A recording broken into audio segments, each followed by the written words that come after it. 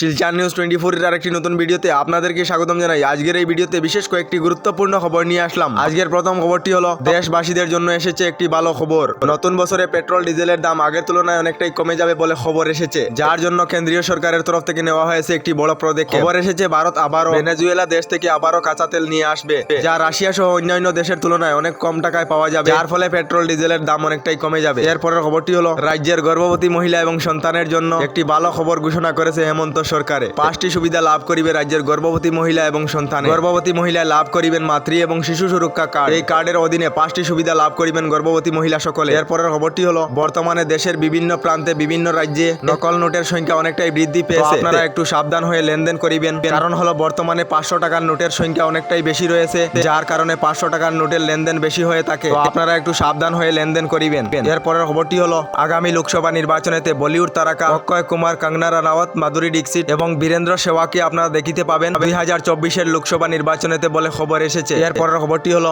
Google pay ব্যবহারকারীদের জন্য এসেছে একটি জরুরি খবর। এবার থেকে গুগল পের মাধ্যমে মোবাইল রিচার্জ করিলে আপনাদেরকে দিতে হবে চার্জ। মোবাইল রিচার্জ অনুযায়ী 1 টাকা থেকে 5 টাকা পর্যন্ত আপনাদেরকে দিতে হবে চার্জ বলে খবর এসেছে। এরপরের খবরটি হলো রেশন কার্ড নিয়ে রাজ্যের বিভিন্ন এলাকাতে চলিতেছে দুর্নীতি। আপনাদের যদি নতুন রেশন কার্ডের প্রয়োজন হয় তাহলে দিতে হবে আপনাদেরকে 3000 টাকা করে। রেশন কার্ডে নতুন করে নাম অন্তর্ভুক্ত করিতে হলে দিতে হবে 500 টাকা। সমবায় সমিতির এজেন্ট টাকা নেওয়ার সময় দৃশ্য বন্দী হয়েছে ক্যামেরাতে। হিতাধিকারী টাকা নেওয়ার সময় ভিডিও রেকর্ডিং করে নিয়েছে মোবাইলেতে। রাজ্যের এক সমবায় সমিতির এজেন্ট আমজাদ হোসেনের বিরুদ্ধে একাংশ লোকে এজাহার দাখিল করেছেন। রাজ্যের বিভিন্ন এলাকাতে রেশন কার্ড নিয়ে এই দুর্নীতি চলিতেছে। এরপরের খবরটি হলো চীনের রহস্যজনক ভয়ঙ্কর রোগ বিশ্বের 9টি রাষ্ট্রে ছড়িয়েছে।